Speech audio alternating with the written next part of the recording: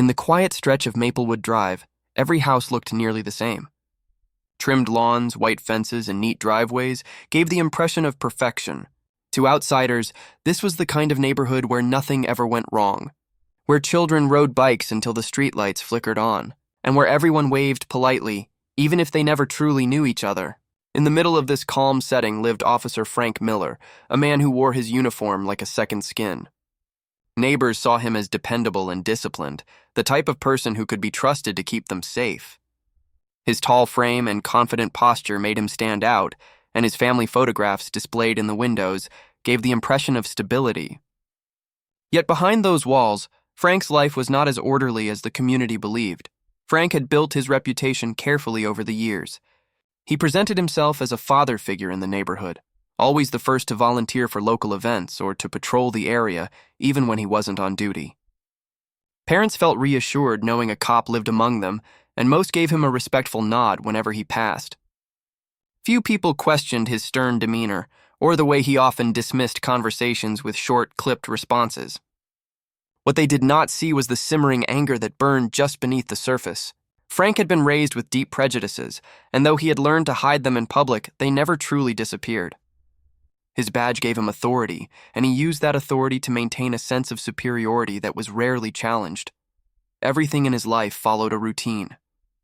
He left for work before sunrise, returned at the same time each evening, and rarely strayed from his daily patterns.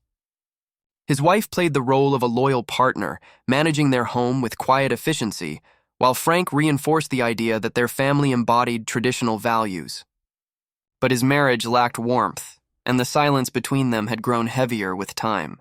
Still, no one outside their household would have suspected that the man they respected was struggling to hold together the image he valued more than anything. The image of control. That fragile image began to shift when a new neighbor moved in next door. Maya Johnson was different from the others on Maplewood Drive. Young, ambitious, and independent, she carried herself with a confidence that immediately drew attention. Unlike the stay-at-home mothers or retirees who filled the block, Maya had come to the neighborhood on her own, carving out a space for herself without hesitation. Frank noticed her before anyone else did. From his front porch, he observed her unloading boxes, her laughter carrying lightly through the air as she spoke on the phone, her presence a contrast to the quiet predictability of the street. What began as a passing curiosity soon took root as something more. Frank found himself lingering by the window at odd hours, watching her adjust her garden or carry groceries into the house. Her independence unsettled him, yet it also stirred feelings he had not experienced in years. To his neighbors, he remained the same steady officer they had always known. But in the stillness of his own mind, a dangerous seed had been planted, one that would grow into an obsession powerful enough to shatter everything he had built. At first, the encounters between Frank and Maya were harmless enough to pass unnoticed. He would greet her from across the lawn with a wave that seemed casual, though his eyes lingered longer than necessary. When she left her driveway in the morning, Frank found reasons to be outside, pretending to check his car or collect the mail. Soon, small exchanges became frequent, quick smiles, polite remarks about the weather, and questions that felt more personal with each passing week. What seemed like neighborly friendliness to Maya was, for Frank, the opening of a door he had no intention of closing. Frank's thoughts began to drift toward her during his shifts. Instead of focusing on his patrols, he replayed images of her walking past his house, her voice, her confidence. His attraction came with a confusing mix of resentment and fascination. He had spent much of his life clinging to prejudiced beliefs, but here he was, unable to ignore the pull he felt toward her. Rather than confront the contradiction, he buried it, convincing himself that what he felt was simply natural, something he deserved after years of living a life that seemed more like duty than choice. It did not take long for him to use his authority as a means of connection. One evening, under the pretense of checking on neighborhood safety, Frank stopped by her house. He spoke about reports of car break-ins nearby and suggested she keep her doors locked at night. Maya thanked him, unaware of the hidden intentions behind his visit. Encouraged by how easily he could step into her world, Frank began showing up more often. Sometimes he offered to carry in her groceries, other times he claimed he was just passing by on patrol. What started as short visits stretched into long conversations, and eventually into late-night encounters that became a dangerous routine. For Frank, the secrecy was thrilling. He lived two lives, one as the respectable officer and husband, and another as the man who slipped into Maya's house when the rest of the neighborhood slept. In the darkness of her living room, he felt alive in ways he hadn't for years. But the excitement was rooted in control rather than affection. He never spoke about the risks or the lies he told to cover his tracks. To him, Maya represented something forbidden, and that made his desire stronger. The longer the affair continued, the more reckless Frank became. He lied to his wife about sudden overtime shifts or emergency calls. He stopped meeting friends and distanced himself from colleagues, all to preserve the secret life he thought he could maintain forever. Yet beneath the surface, his emotions grew tangled. His prejudice never truly disappeared. Instead, it clashed violently with his obsession, creating a storm of confusion and anger inside him. He wanted Maya, but he also resented her for making him feel vulnerable. What Frank could not see was that his obsession had already begun to consume him. Every late-night visit, every stolen moment, pulled him further away from the stable image he had worked so hard to build. The thrill of secrecy blinded him to the danger of what he was creating, a connection fueled not by love but by power and desire. And though Maya did not yet realize it, she was becoming entangled in something far darker than a hidden romance. The longer the affair went on, the more cracks began to appear in Frank's carefully crafted life. What had once been a secret thrill started to spill into the open in ways he could not control. He grew careless with his lies, coming home late without convincing explanations, leaving his phone unattended with messages that hinted at something more than routine patrols. His wife noticed the shift immediately. The distance between them, once subtle, became undeniable. Meals were eaten in silence, and excuses piled up like debris he no longer bothered to clear away. She began to suspect, though she could not yet prove, that Frank was hiding something. In the neighborhood, whispers started to circulate. A few neighbors had seen Frank's car parked outside Maya's home at odd hours. Others noticed the tense air when the two passed each other in public. While no one dared confront him directly, the unease began to grow. For a man who had built his reputation on respect and control, even the smallest rumors threatened to unravel the image he relied on. Frank felt the pressure mounting, but instead of pulling away, he clung tighter to the secret that was consuming him. Maya, on the other hand, began to see the affair in a new light. At first, she had viewed it as a private connection, something that existed outside the expectations of her daily life. But Frank's behavior became unpredictable. He would show up uninvited, sometimes pounding on her door late at night with the excuse of needing to see her. He grew angry if she didn't answer his calls quickly enough, or if she mentioned plans that didn't involve him. What had started as attention now felt like surveillance. She began to sense the imbalance of power, recognizing that this was not simply an affair, but something far more dangerous. The contradictions within Frank grew sharper each day. His prejudice, buried but never gone, erupted in subtle comments and sudden bursts of temper. He hated himself for being drawn to someone who represented everything he had spent years resenting, yet he could not let her go.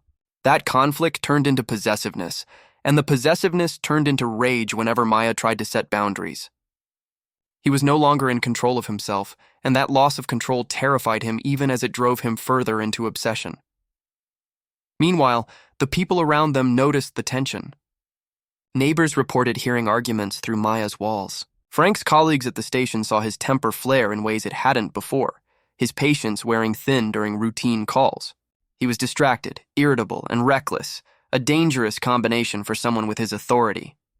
The life he had built around discipline and order was collapsing, and he seemed powerless to stop it. For Maya, the fear became unavoidable. What she once dismissed as intensity now revealed itself as danger. She realized she had become entangled in something she could no longer manage. The affair was no longer about secrecy or desire, it was about survival. And though she began searching for a way to step back, Frank had already decided he would never allow her to leave. The cracks in his facade were no longer cracks. They were widening fissures, and through them, the darkness he had hidden for so long was finally coming into full view. Frank's world collapsed the moment his wife uncovered the truth. It began with a misplaced phone, a string of messages that revealed more than he intended, and a silence in the house that grew colder by the hour. She didn't need a confession. The evidence was enough. For a man obsessed with reputation, the thought of humiliation was unbearable. He saw his family slipping away, his career hanging by a thread, and his image in the neighborhood turning from respect to disgrace. In his mind, there was only one person to blame: Maya. The confrontation had been building for weeks. Frank no longer visited her with charm or excuses.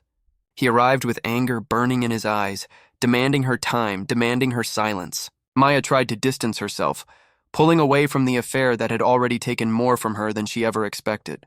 But Frank refused to accept her rejection. His need to control her grew stronger as his marriage unraveled. The idea of losing both his family and his secret lover left him spiraling into rage. He convinced himself that Maya had become the root of his downfall, a temptation that had led him to destroy everything. On a stormy night, when the rain pounded hard against the streets and lightning flashed in the distance, Frank made his final move. He left his home under the guise of a late patrol, his uniform giving him cover even as his mind was clouded with violence. He drove slowly through the empty streets, his headlights cutting through the darkness until he reached Maya's house. Her lights were on, faint against the storm, a sign that she was still awake. For Frank, it was all the invitation he needed. Inside, Maya felt the unease she had carried for weeks. She knew the affair had turned into something dangerous, and she had begun to think about leaving the neighborhood altogether. But before she could take action, Frank was at her door. His pounding was louder than the thunder outside, each strike a warning of the fury he carried with him. By the time she opened the door, the storm outside seemed almost calm compared to the storm standing on her doorstep. The argument that followed was heated and relentless. Frank's words were filled with accusations, his voice rising above the crash of thunder. Maya's attempts to reason with him only fueled his anger further. He saw every word as defiance, every movement as betrayal. What began as shouting turned into violence, his fury spilling out in a moment of irreversible rage. In those final moments, Maya's fight to free herself from him ended in tragedy. By morning, the storm had passed, leaving the neighborhood washed clean but scarred by what had occurred. Maya's lifeless body was discovered inside her home, the scene a chilling reminder of the night's events. For the neighbors who gathered outside in shock, it was unthinkable that such horror had unfolded in their quiet community. For Frank, the mask he had worn for so long had finally slipped away, revealing the darkness he could no longer hide. The investigation that followed Maya's death was swift and unrelenting. The peaceful neighborhood that once admired Frank Miller now buzzed with whispers of betrayal and fear. Police tape stretched across Maya's front yard, reporters crowded the sidewalks, and flashing lights painted the once quiet street in harsh colors. Frank tried to present himself as shocked and grieving, but the cracks in his story emerged almost immediately. His timeline did not match. His phone records revealed late-night messages and calls to Maya. And most damning of all, his fingerprints were found in places inside her home where he had no reason to be. The badge that had always shielded him now became evidence of his arrogance. Detectives were careful to handle the case without favoritism, knowing the public eye was fixed on every move. They uncovered months of text messages, proof of an affair he had hidden from his wife, and reports from neighbors who had seen him at Maya's home countless times. Witnesses described the tension, the arguments, the late-night visits. The image of the respected officer shattered completely. What remained was the truth.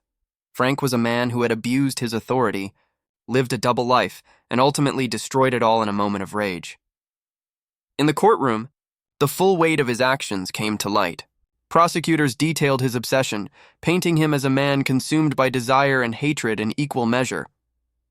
They revealed the violent clash between his public persona and his private demons, showing how his prejudice and obsession collided with deadly results.